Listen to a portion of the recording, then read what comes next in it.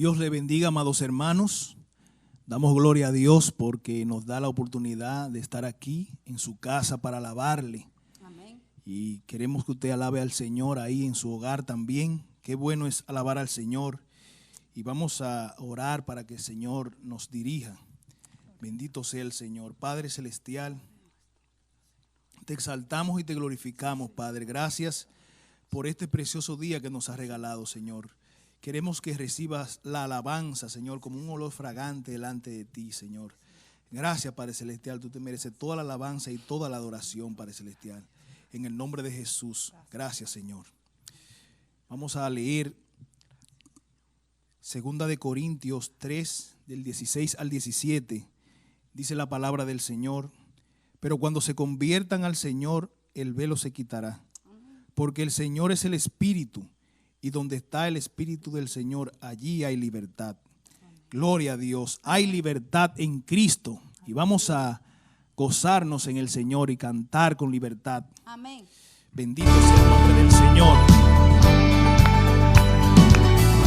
Gloria a Dios.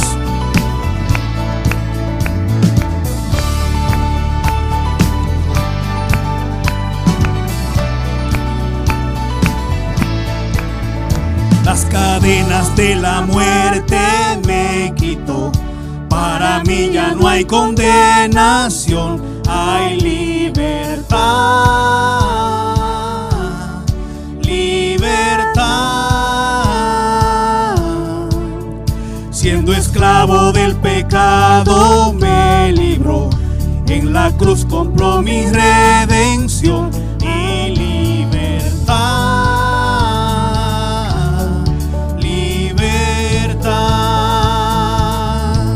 Rompió mis cadenas, me dio vida nueva y al fondo del mar echó mi maldad. Lavó mis pecados y me ha perdonado. Solo en el nombre de Jesús hay libertad. Aleluya, hay libertad en Cristo. Yo proclamo que en la cruz por mí murió y cambió mi duro corazón por libertad. Libertad. El poder de su evangelio me salvó y no me avergüenzo del Señor. Mi libertad. Libertad. Rompió mis cadenas, me dio vida nueva y al fondo del mar echó mi maldad. Lavó mis pecados y me ha perdonado. Solo en el nombre de Jesús hay libertad. Al que elijo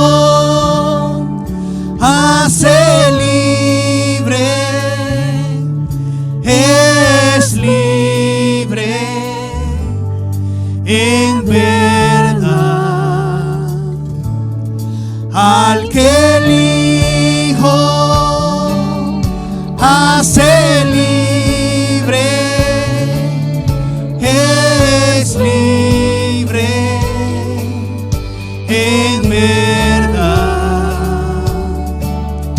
Al que elijo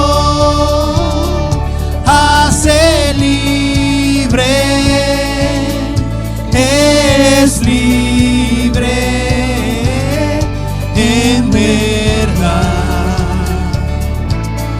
Al que elijo hace libre, es libre en verdad. Rompió mis cadenas, me dio vida nueva y al fondo del mar echó mi maldad.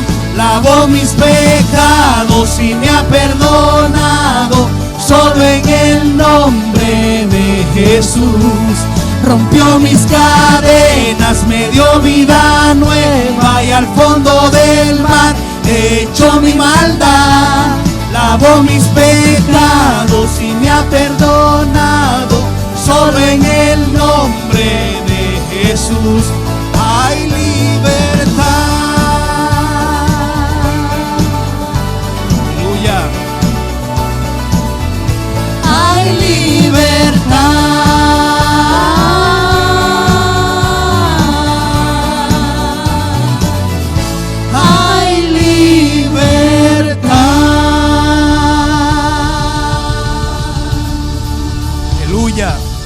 Gloria a Dios.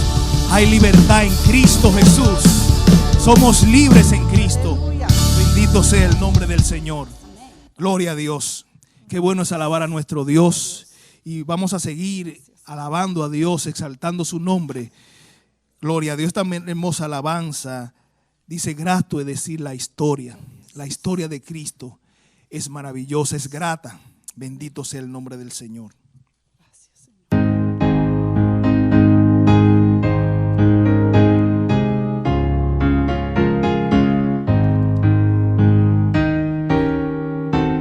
Aleluya.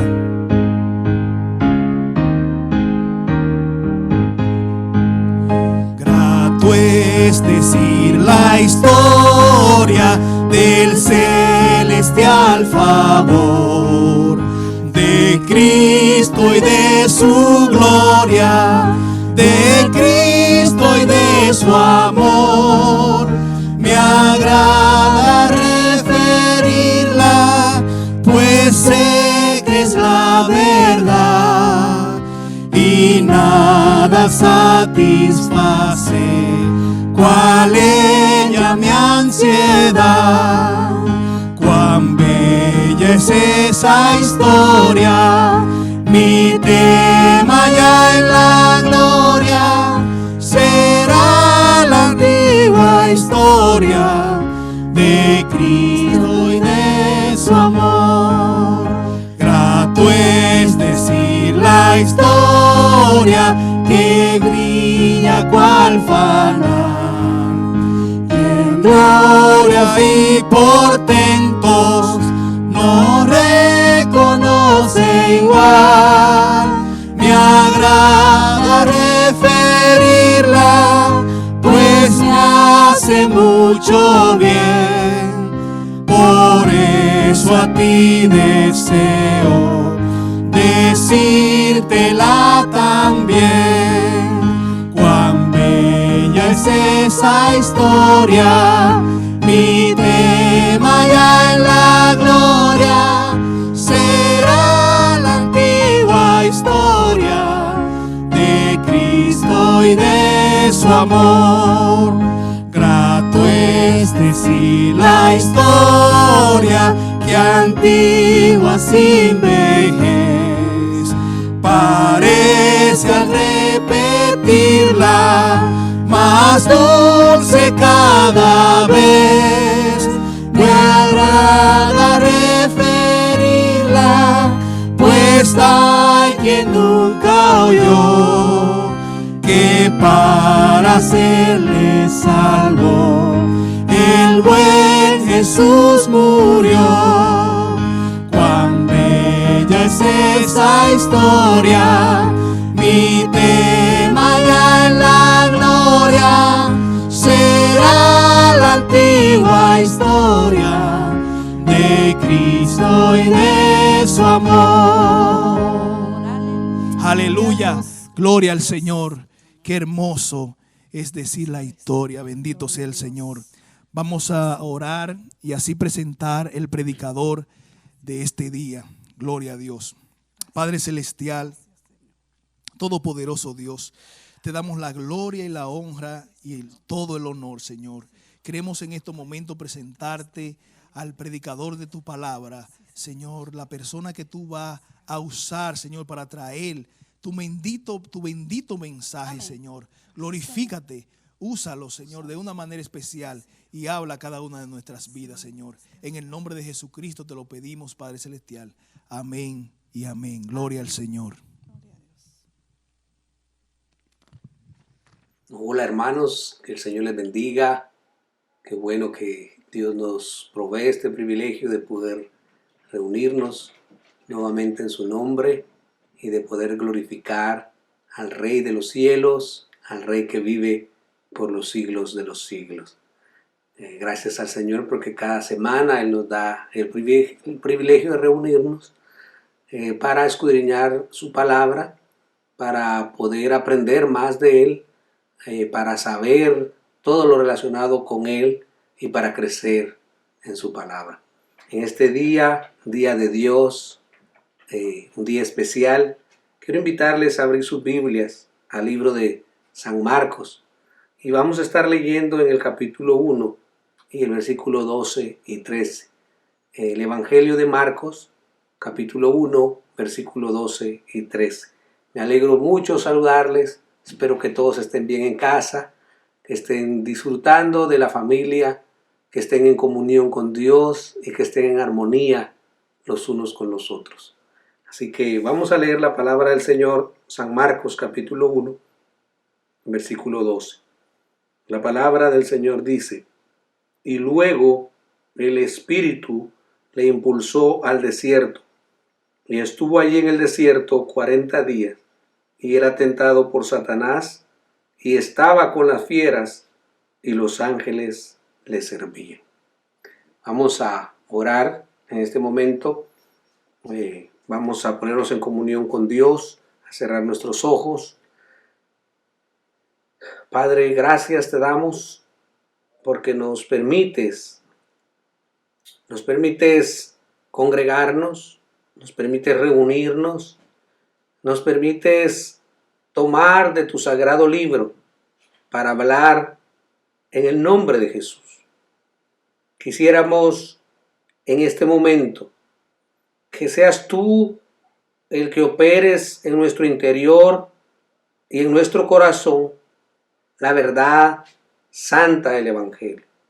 Que tu palabra nos inspire, que tu palabra nos aliente, que tu palabra nos llene de todas las bendiciones espirituales. Permite que podamos atesorarla, permite que podamos aprenderla, permite que podamos crecer en ella y podamos ser fortalecidos por la palabra de vida.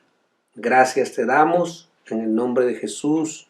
Amén y amén. No sé cuál sea la fiera más temible, realmente no lo sé. Algunos dicen que es la hiena, algunos dicen que es el león, otros que es el tigre. Pero recuerdo un hecho en el año 2003, más o menos por ahí. Estábamos en pleno invierno, llegamos a casa de un amigo. Yo no recuerdo si yo iba a entrar a su casa o no, pero lo que sí recuerdo fue que había un animal frente a su casa. Y mi amigo me fue a llamar. No sé exactamente qué clase de animal, no puedo saber el nombre, pero lo que sí recuerdo que era un animal no tan grande, era pequeño, quizá tenía como un pie de altura. Pero mi amigo no pudo acceder a la puerta de su apartamento o de su casa y me llegó a informar a mí que no podía acceder por ese animal que estaba parado frente a su puerta. Yo me tomé la tentativa de ir a espantar al animal con toda la valentía, con toda la osadía. Entré con fuerza para espantar a aquel animal y aquel animal, al verse amenazado con mi presencia, se puso en dos patas y se colocó en esta posición más o menos, y después de un momento sacó los dientes e hizo un ruido horroroso, prácticamente en señal de ataque. Me enseñó los dientes y hizo un ruido espeluznante. Realmente me acobardé. Sentí escalofrío por todo el cuerpo. Luego tomé un palo, agarré algunos copos de nieve y se los lancé al animal hasta que por fin el animal se fue.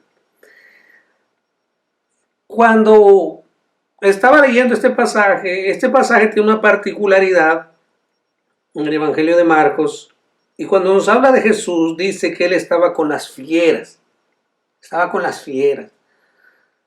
Aquí no nos menciona el nombre de esas fieras, pero él estaba en un desierto. Por el tiempo que él estaba ahí, podemos pensar que habían quizá lobos, que habían hienas, que habían quizá panteras, leones y quizá cualquier otra clase de depredadores. Era un lugar inhóspito, un lugar peligroso. Ahí donde se encontraba el Señor. Ahí donde estaba el Rey de Reyes y Señor de Señores. Pero estando en ese lugar, los animales no constituyeron el mayor peligro para nuestro Señor Jesucristo, para ese Rey, sino que el enemigo sí constituyó el mayor peligro. Hoy quisiera hablar bajo el tema: el Rey sufre un ataque despiadado. Hemos venido hablando acerca del Rey. Marcos ve a Jesucristo como el Rey y lo presenta a sus lectores como el Rey. Y ahora vemos que ese Rey sufre un ataque despiadado. Ahora, cuando hablamos de despiadado, estamos hablando de la naturaleza del ataque. Pero queremos mencionar que este ataque no tomó por sorpresa a nuestro Señor Jesucristo. Cuando leemos el pasaje de la tentación, vemos que Marcos reduce el pasaje a 5 expresiones y podemos decir a 5 oraciones gramaticales. Marcos no se toma el espacio, Marcos no se toma el tiempo para dar todos los detalles que da Lucas. Sin embargo, el Evangelio de Mateo es el que más da detalles con relación a la tentación. La frase que encontramos en el versículo 12 nos dice: y luego el Espíritu le impulsó al desierto. Luego, ¿se recuerdan que dijimos que Marcos era el discípulo de la acción, el escritor de la acción? Y aquí vemos la acción.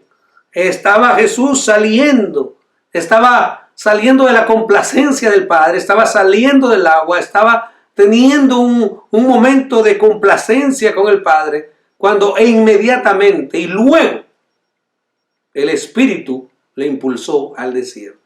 Por eso podemos decir que fue un ataque despiadado, por el ataque y por la envergadura del ataque, pero no porque fuera algo que el Rey de Reyes no supiese. No fue algo fortuito, no fue algo inesperado. Sin embargo, nuestro Rey fue llevado, nuestro Rey fue movido al desierto por el Espíritu, con la intención de recibir ese ataque de parte de Satanás. Entonces, es una mención maravillosa porque la Biblia nos dice que el Espíritu le impulsó al desierto, le llevó al desierto. También nos da a entender que el Espíritu Santo estaba plenamente identificado con el plan de Jesucristo, con el plan de redención. Así que el pasaje nos dice que fue movido al desierto por el Espíritu. No significa que fue obligado, no significa que él no lo sabía.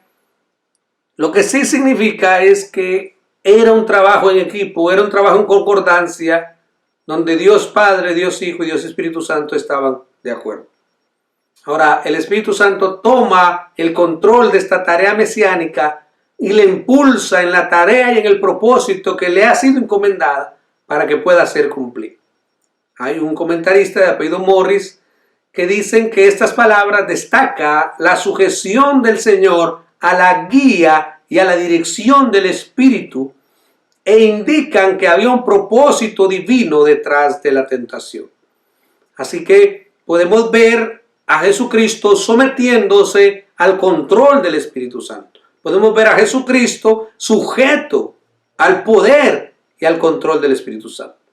Ahora, en el libro de Hebreos, en diferentes pasajes del libro de Hebreos, encontramos uno de los propósitos de la tentación de Jesús. Y dice el escritor que uno de esos propósitos es socorrer a los que son tentados. Ahora, no debemos de creer que ese haya sido el único propósito de la tentación. Hebreos 2:18 dice, pues en cuanto él mismo padeció siendo tentado, dice, es poderoso para socorrer a los que son tentados. Y cuando vamos al capítulo 4 y versículo 15 de Hebreos también nos dice acerca de nuestro Señor, de nuestro Rey, dice, porque no tenemos un sacerdote o un sumo sacerdote que no pueda compadecerse de nuestras debilidades, sino uno que fue tentado según nuestra semejanza, pero sin pecado. Así que esta escena empieza marcándonos cómo el Espíritu fue impulsado al desierto, mejor dicho, cómo Jesús fue impulsado por el Espíritu al desierto, y este pasaje también nos habla de la sujeción de Jesús al Espíritu. Ahora hay un segundo detalle que Marcos nos menciona y nos dice que estuvo allí en el desierto 40 días. Estuvo ahí en el desierto 40 días. Marcos no nos da el detalle de que Jesús estuvo ayunando, pero los otros evangelistas sí. Ahora, estos 40 días fueron un tiempo de preparación previo al ministerio público del Señor Jesucristo. Estamos viendo cómo apareció el Señor Jesucristo, estamos viendo cómo se bautizó el Señor Jesucristo y ahora estamos viendo cómo Él se preparó espiritualmente durante 40 días y durante 40 noches en el cual nuestro Señor Jesucristo estuvo en el desierto. Ahora, en algún punto de estos 40 días, nuestro Rey fue tentado. Ahora, Marcos no nos dice en qué punto, pero Mateo nos aclara que fue al final de los 40 días. Ahora, cuando hablamos de 40, podemos encontrar que Moisés también estuvo en el monte Oreb por 40 días. También podemos pensar en Elías, que estuvo también por 40 días. Estos hombres también tuvieron el privilegio de estar en la presencia del Señor por 40 días. Pero quizá el relato más significativo es el de 40 años que estuvo el pueblo de Israel en el desierto. Porque es un pasaje emblemático al saber que dice la Biblia que el pueblo de Israel fue llevado al desierto para ser probado. Dice el libro de Deuteronomios que fue llevado al desierto para saber qué era lo que había en el corazón del pueblo de Israel. Ahora, ya todos nosotros, los lectores de la Biblia, sabemos que en el corazón del hombre no hay nada bueno. Porque la Biblia dice que de ahí es que salen los homicidios, de ahí es que salen los odios, los hurtos, las fornicaciones. A menos que ese corazón sea regenerado por el poder de Dios. Y precisamente Dios encontró en el corazón de los israelitas un corazón traicionero, un corazón murmurador, un corazón insolente, un corazón malagradecido, un corazón que todo el tiempo querían darle la espalda al Señor y querían volverse a Egipto, diciéndole al Señor que los había llevado al desierto para matarlos de hambre. Así que ese es el pasaje más emblemático en el desierto, donde el pueblo de Israel fue tentado, fue probado y fracasó. Ahora, aquí también encontramos entonces a nuestro Señor Jesucristo en un lugar de prueba, en un desierto. Pero mientras el pueblo de Israel fracasó, nuestro Señor venció. Cuando hablamos de desierto, estamos hablando de un lugar difícil, pero al mismo tiempo estamos hablando de un lugar de comunión, de fortalecimiento, ya que el desierto puede considerarse un estado de vulnerabilidad por la falta de agua, por la falta de comodidad y por la cantidad de animales que se pueden encontrar en el desierto, enfermedades que se pueden encontrar en el desierto, y la escasez de comida que hay en el desierto y los peligros que tiene en sí el desierto.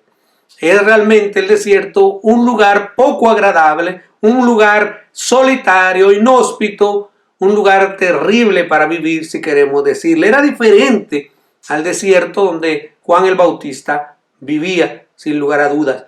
Este desierto no solo constituyó para el Señor un lugar de prueba, como yo puedo entenderlo según los pasajes de Lucas y según los pasajes de Mateo, sino también fue un tiempo de comunión con su Padre Celestial y también fue un tiempo de preparación para la tarea de salvación. Vale la pena decir aquí que cuando uno está pasando por un desierto, por una prueba física, si queremos llamarle desierto a eso, por una prueba espiritual, esto debe de constituirse en un tiempo de mayor comunión con Dios. O sea, cuando nosotros estamos siendo azotados por una prueba, cuando estamos siendo azotados por una tentación, cuando hemos probado nuestro corazón y delante de Dios sabemos que no estamos siendo azotados por pecado, sino que estamos siendo azotados por una prueba, por una tentación, estamos siendo probados para nuestra fe y estamos en esa clase de desierto. Nosotros debemos de tener ese tiempo como un tiempo de mayor comunión con Dios, como un tiempo de mayor meditación en la palabra, como un tiempo de fortalecernos en el Señor y como un tiempo de descanso y espera en el Señor. Porque yo creo que ese es el propósito de las pruebas, que conozcamos más al Señor. Mi pasaje preferido de la Biblia se encuentra en 1 Pedro capítulo 5 versículo 10 y dice de esta manera: mas el Dios de toda gracia, que nos llamó a su gloria eterna en Jesucristo, después que hayáis padecido un poco de tiempo, Él mismo os perfeccione, afirme, fortalezca y establezca. Para mí esta es una bendición, porque Dios promete que después que nosotros hayamos pasado por un tiempo de aflicción, el Señor mismo, Dios mismo, Jesucristo mismo va a venir para perfeccionarnos, para afirmarnos, para fortalecernos y para establecernos. Para mí estas son palabras de gracia a mi corazón en momentos de dificultad. Así que el rey está siendo puesto a prueba. El rey está siendo tentado por Satanás. Y vemos, hermanos, en el versículo 13, segunda parte, dice: y era tentado por Satanás. Marcos solamente dice: y era tentado por Satanás. Quizá uno de los temas más difíciles de entender y por ende también sea uno de los temas más difíciles de explicar es la forma en que Jesús fue tentado. Quizás todavía para nosotros, los que hemos estudiado un poquito la palabra del Señor, todavía la tentación de Jesús constituye un misterio sin revelar en totalidad. Nuestras mentes finitas todavía no pueden entender la magnitud de la tentación y no pueden entender en sí hasta qué punto fue tentado el Señor. Lo que sí sabemos que la Biblia dice que fue tentado en todo. No se pone en duda de que nuestro Señor fue tentado en todo, y dice la Biblia, pero sin pecado. Lo que sí podemos pensar es que Jesús fue tentado en su naturaleza humana. Fue tentado en su naturaleza humana. O sea, en la naturaleza donde Él era igual a nosotros. Porque sabemos que no pudo haber sido tentado nunca en su naturaleza divina. Ahora podemos decir que el tentador afiló su espada, afiló sus métodos y atacó con todo el armamento pesado que tenía, porque esta era la oportunidad de deshacerse del Hijo de Dios. Algunos evangelistas le llaman el diablo. Aquí el escritor de Marcos le llama Satanás. En algunos pasajes de la Biblia dice el tentador, el tentador. Pero lo importante de todo esto es que es el mismo calumniador, el mismo acusador de nuestros hermanos. Pero lo más hermoso de este pasaje es que nosotros sabemos que fracasó, que en todos los intentos de derrotar al Maestro, que en todos los intentos de derrotar a Jesús, Él fracasó. Y esto es lo que nos da a nosotros alegría, eso es lo que nos da esperanza, esto es lo que nos da a nosotros el ejemplo para que nosotros también podamos sufrir las tentaciones con valentía, sabiendo de que nuestro Señor es vencedor y que a través de Él nosotros también podemos ser vencedores. Así que en todos los intentos Satanás venció. Alabado sea Dios. En todos los intentos, vuelvo y repito, perdón que lo dije al revés, el enemigo fracasó y nuestro Señor Jesucristo venció. Nuestro Señor Jesucristo venció. Así que gracias sean dadas al Padre.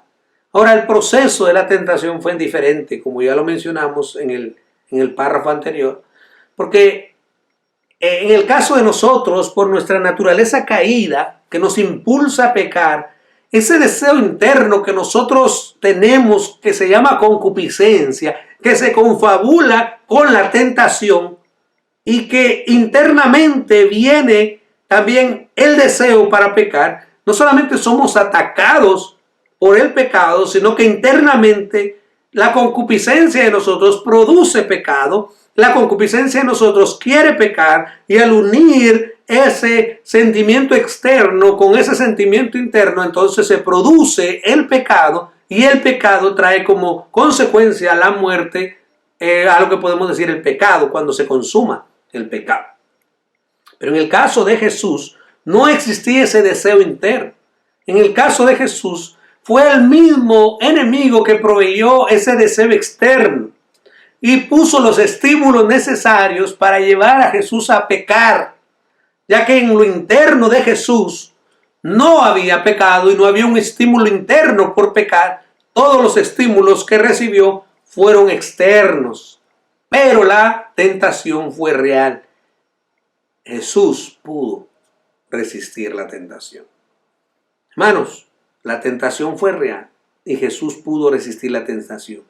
Ahora, el ejemplo práctico para nosotros es, si Jesús pudo, nosotros sus hijos también podemos.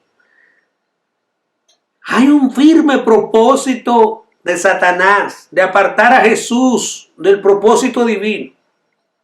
Ahora, pero la tentación constituye para el enemigo un arma de apartarlo de la voluntad de Dios, pero al mismo tiempo la tentación es el lugar donde Jesús se levanta venciendo al enemigo.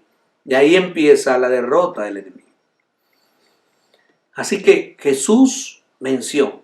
Nosotros también podemos vencer. Podemos encomendar nuestras vidas a Él cuando nosotros nos encontremos en diferentes pruebas. Hermanos, Satanás arremete con violencia, hermanos, contra Jesucristo. Satanás ataca de una manera despiadada. Hermanos, nosotros no podemos tenerle lástima al enemigo. Nosotros no podemos tenerle lástima porque él no es un león, pero anda como un león rugiente mirando a quien devorar. Él parece en algún momento como que no va a atacar, pero siempre está maquinando en qué momento atacar. Así que, hermanos, Jesús fue puesto a prueba. Fue un ataque que venía de los infiernos. Fue una batalla entre el rey y el adversario. Pero Jesús venció. Mateo, en primer lugar, nos dice que el enemigo lo llevó en la tentación. Lo llevó al punto de ver si Jesús podría satisfacer sus deseos personales. Si eres hijo de Dios, di que esta piedra se convierte en pan. El enemigo quería que Jesús pudiera satisfacer esos deseos personales, que él pudiera satisfacerse a sí mismo. Sin embargo, él siguió la voluntad del Supremo Dios y venció buscando primero la voluntad de Dios. Segundo, la segunda tentación, Satanás le propuso que demostrara que confiaba en Dios. Demuestra que confías en Dios. Demuestra que confías en un Dios vivo y verdadero. Y le dijo Satanás, si de verdad eres hijo de Dios, si de verdad eres hijo de Dios, él no dice de verdad, sino si eres hijo de Dios, échate abajo, que escrito está, a sus ángeles mandará cerca de ti, y en sus manos te sostendrá para que tu pie no tropiece en piedra. Obviamente, hermanos, Satanás está usando la Biblia, está usando un pasaje de la Biblia. Lo único que no usó todo el pasaje de la Biblia, sino que tergiversó el pasaje de la Biblia, como es el placer del enemigo, tergiversar siempre la palabra de Dios. Y quería que Jesús pusiera a prueba a Dios. Quería que Jesús aparentemente confiara en Dios, pero no, quería que Jesús pusiera a prueba a Dios. Pero Jesús le dijo, no tentarás al Señor tu Dios. No necesito experimentar con Dios. No necesitamos ponerle prueba a Dios. Así que Satanás venció. Jesús venció cuando Satanás quería que pudiese Jesús poner a prueba a su Padre Celestial. Tercero, hermanos, la tentación que le puso Satanás a Jesús fue que buscara su propia gloria personal. Esa fue la tercera tentación. Algunos comentaristas dicen que esa es la más fuerte, porque le ofreció esos reinos del mundo. Todos estos reinos te daré, todos estos reinos te daré, si postrado me adorares. Jesús lo venció con la palabra escrita. Escrito está, al Señor tu Dios adorarás y a Él solo servirás. Hay un escritor que dice, a quien adoro, sirvo. Escúchelo bien, a quien adoro, sirvo. Así que Jesús rehusó conseguir una corona sin cruz. Jesús estaba dispuesto a llevar la cruz por nuestros pecados, por mis pecados. Es importante resaltar que era la voluntad de Dios que Jesús fuese tentado. Vázquez dice, Jesús se enfrentó al príncipe del mal personalmente antes de confrontar sus fuerzas. Inició su ministerio derrotando a Satanás y luego vino liberando a los cautivos. Vemos cómo empezó el trabajo de Jesús, cómo su ministerio se fue extendiendo y cómo fue liberando a los cautivos por el diablo. Hebreos 2:14 dice, así que por cuanto los hijos participaron de carne y sangre, él también participó de lo mismo, para destruir por medio de la muerte al que tenía el imperio de la muerte, esto es, el diablo. Aunque este solo fue el inicio de los ataques del enemigo con el propósito de que Jesús se alejase de la voluntad del Padre. Hermanos, el clima del ataque empezó también en el Getsemaní y fue directamente a la cruz. Ustedes recuerdan, si este fuera el Hijo de Dios, descendería de la cruz. O sea, el enemigo lo atacó, hermanos, en todos los momentos difíciles de su vida. Pero Jesús venció porque Él tenía un propósito y venía para cumplir con ese propósito obedientemente al Padre. Y como sustituto de nosotros, Él venció todas las tentaciones. Así que nosotros podemos estar tranquilos, sabiendo de que si Jesús venció, nosotros somos más que vencedores en Cristo Jesús. Por eso Pablo escribe el capítulo 8 de Romanos para darnos aliento de cómo nosotros podemos vencer. Y porque nosotros estamos en Cristo Jesús, diciéndonos que nadie nos podrá separar de ese amor que es en Cristo Jesús. Así que Jesús no fue fortalecido por hombre. Jesús no fue fortalecido por nadie personalmente hablando. Nadie llegó para animarle y decirle ánimo, ánimo hermano, sigue adelante. Sino que Jesús fue fortalecido por los ángeles del cielo. Hermanos, y fue fortalecido a través de la palabra de Dios. Jesús contestó al enemigo. Hermanos, contestó con la misma palabra de Dios. Morris dice, la tentación fue para probar de que Jesús no iba a pecar. O sea que esto estaba garantizado. Jesús no iba a pecar. La tentación fue para probar que Él no iba a pecar. El primer Adán fue tentado en el jardín y ahí cayó. El segundo Adán fue tentado en el desierto y ahí se levantó. Alabado sea el nombre de Jesús. Hendrickson dice, se mueve de la sonrisa complaciente del Padre al engaño despectivo de Satanás. Jesús, con el impulso del Espíritu Santo, tomó la ofensiva contra la tentación. Quizá el cuadro que pudiera ejemplificar esta tentación, también podemos pensar cuando aquel gigante vino para atemorizar al pueblo de Israel y por más de 40 días estuvo atemorizando al pueblo de Israel hasta que se levantó David. Y con el poder de Dios, David venció. Fueron 40 días de hostigamiento para el pueblo de Dios, pero culmina con Cristo venciendo al gigante por medio de David. Cristo venció al gigante. Alabado sea Dios. Y en tu vida, hermanos, no importa cuál sea la prueba, no importa cuál sea la tentación, Cristo puede vencer al gigante. Cristo puede vencer al gigante. No importa cuánto tiempo el gigante venga gritando o alardeando o queriéndonos hacer daño, Cristo puede vencer al gigante. Porque Cristo ha vencido y ha venido para vencer eternamente y para siempre. Cuando hablamos de las pruebas, 1 Pedro capítulo 1, versículo 7 dice, para que sometida a prueba vuestra fe. O sea, nuestra fe tiene que ser sometida a prueba.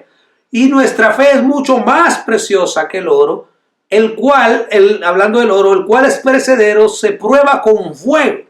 Así nuestra fe tiene que ser probada, sea hallada en alabanza, sea hallada en gloria, sea hallada en honra, cuando sea manifestado Jesucristo. Hermanos, es difícil, mejor dicho, es fácil decirle a una persona, ten paciencia, el Señor está contigo, no te preocupes. Cuando nosotros lo vemos enfermo, cuando nosotros lo vemos afligido, cuando nosotros lo vemos sin trabajo, cuando nosotros lo vemos en un tiempo difícil, es fácil decirle, ten paciencia.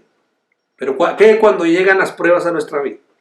Nos alejamos, nos desvanecemos, nos entristecemos, caemos en depresión, o en ese momento nuestra fe que está probando por fuego, que es probada por fuego, sale como alabanza, como honra y como gloria delante del Señor, porque nosotros hemos decidido creer y confiar en Jesucristo, al igual que Job, aunque Él me matare, en Él esperaré. Aunque me matare, en Él esperaré. Sé que mi Redentor vive. Sé que mi Redentor vive. Sé que mi Redentor vive. ¿Cómo te han encontrado a ti las pruebas? ¿Cómo has pasado las pruebas? ¿Cómo estoy yo pasando las pruebas? ¿Qué estoy manifestando? ¿Qué aspectos de mi carácter se están manifestando en mi prueba? ¿Estoy perdiendo la paciencia? ¿Estoy perdiendo la esperanza? ¿Estoy perdiendo la fe? ¿Me estoy desesperando? ¿Me estoy volviendo loco? Hermanos, muchas veces eso es lo que pasa cuando estamos pasando por pruebas.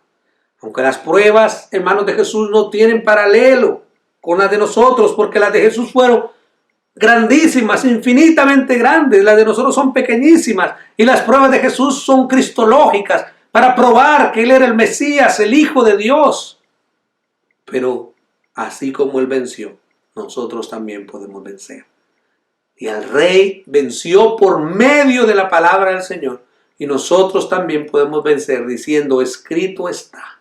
Por eso es necesario tener la palabra de Dios en nuestro corazón. Hermanos, el Rey no estuvo solo. El Rey estuvo acompañado. Bueno, sus compañías fueron las fieras y fue servido por ángeles. Si vemos el capítulo 1, versículo 13, dice la última parte, y estaba con las fieras y los ángeles le servían. Jesús siguió un camino mucho más difícil que Adán. Estuvo entre fieras, hermanos. Seguramente esas fieras fueron las testigas de esa lucha intensa que hubo allá en el desierto. Esas fieras como las panteras, los osos, las hienas, los lobos, los leones, fueron testigos de cómo nuestro Salvador, cómo nuestro Rey venció.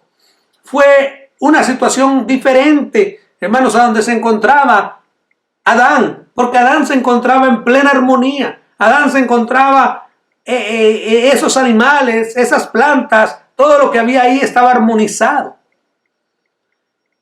Muy opuesto al paraíso. Pero también, hermanos, puede ser que un día este pasaje esté representando lo que un día pasará, que el Señor será gobernando sobre todas las bestias. Puede ser un pasaje escatológico cuando dice que el león y el cordero se apacentarán juntos. Así que alabado sea el nombre del Señor. Esas fieras, esas bestias, pudieron ser los testigos visuales de las trampas que le puso el enemigo a nuestro Salvador, y donde el Salvador salió victorioso. Es importante ver que dice la Biblia que los ángeles le servían. Hebreos 1:14 dice, refiriéndose a los ángeles, ¿no son todos espíritus ministradores enviados para servir a favor de los que serán herederos de la salvación? Hermanos, la función de los ángeles bíblicamente es el servicio. Estos seres celestiales están para servir a los herederos de la salvación, y está sirviendo en este pasaje a nuestro Señor Jesucristo. Dice, y los ángeles le servían. Hermanos, en su estadía en el desierto, esos seres celestiales vinieron a verle, vinieron a servirle, vinieron a apoyarle. Hubo una ausencia total de ayuda humana, pero la asistencia divina llegó con providencia de amor y de cuidados especiales para nuestro Señor Jesús. Y de esta manera, venciendo, nuestro Señor salió preparado para predicar, para enseñar, para sanar, para liberar a los cautivos por el diablo, y luego morir por nuestros pecados. Es lindo, hermanos, donde Adán fracasó, Cristo se levantó. ¿Qué aplicación podemos encontrar en este pasaje? Bueno, cuando lleguen las pruebas a tu vida, no la pases solo. Pide ayuda. Pide ayuda. ¿A quién? Primero a Dios, a través de la oración y a través de la palabra de Dios. Segundo, pide ayuda a la iglesia. Pide ayuda a los hermanos de la iglesia que oren por ti, que te acompañen, que te fortalezcan por la gracia de Dios, pero no pases solo la prueba, para que no seas vulnerable, para que no seas golpeado. Tienes a Dios, tienes la palabra de Dios, pero tienes una iglesia, tienes una familia, tienes hermanos que te aman, que te soportan, que te cuidan, que oran por ti desde la madrugada. Descansa en Dios, pero también deja que estos hermanos te fortalezcan. Deja que estos hermanos oren por ti. Deja que estos hermanos pongan sus manos sobre tus hombros y oren por ti. Hermanos, aquí nuestro Señor Jesucristo fue fortalecido por ángeles. Nosotros también podemos ser fortalecidos por ángeles. También podemos ser fortalecidos por hermanos que pueden ser nuestros ángeles, ministrándonos a nuestros corazones.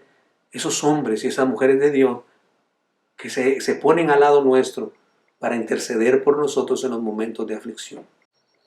En mi experiencia personal, en los momentos de mayor aflicción, han sido los momentos de mayor gracia que he recibido. He recibido gracia especial del cielo, una gracia sobrenatural, indescriptible para poderla expresar, pero también he recibido mucha gracia de parte de mis hermanos.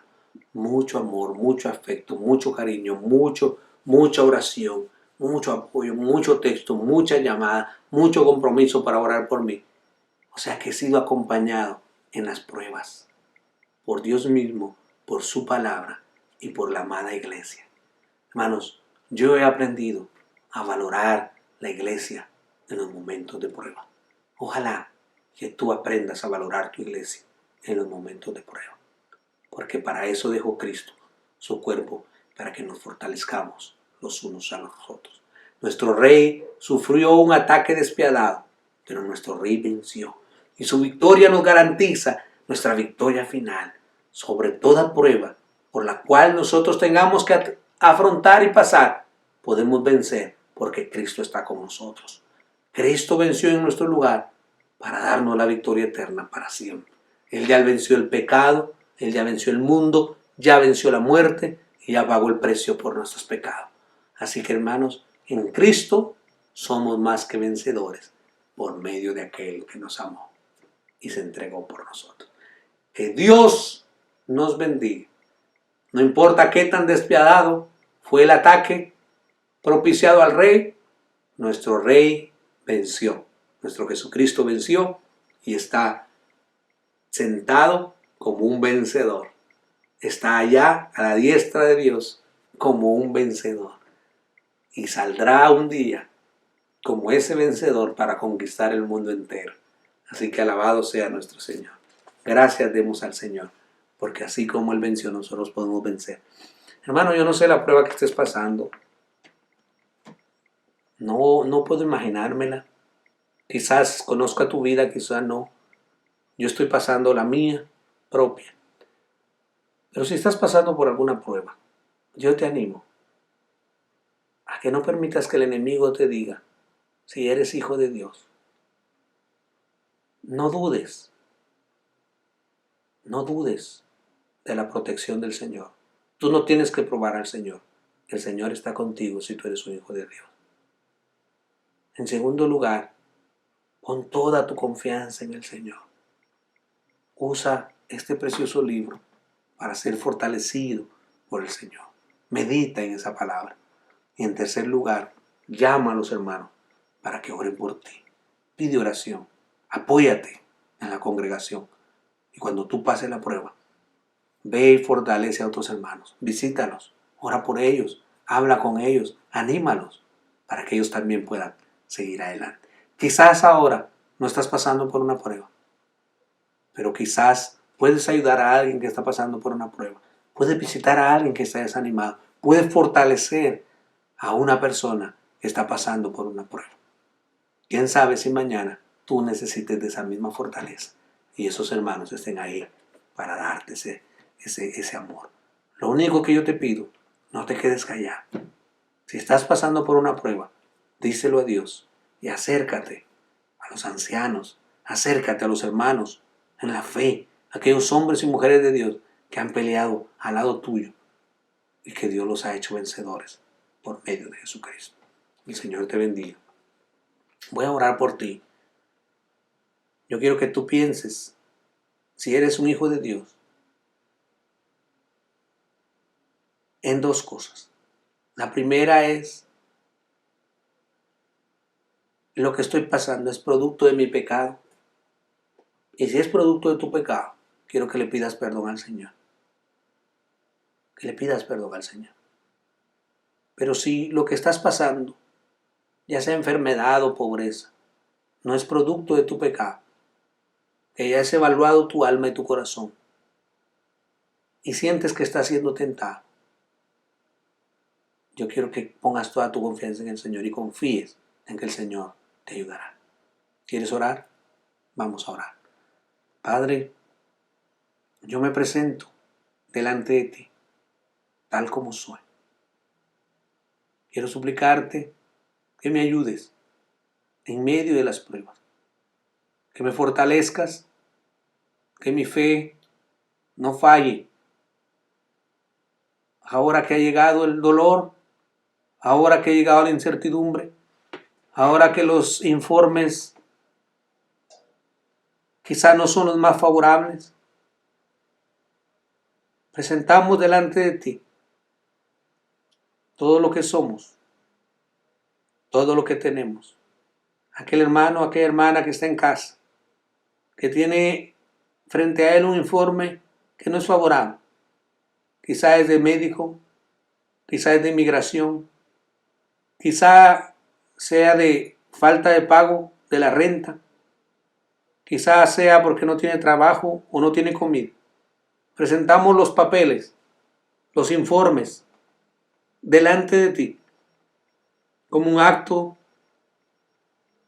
de confianza y de fe, creyendo en que tú, que fuiste tentado en todo, pero sin pecado, eres poderoso para socorrer a los que son tentados.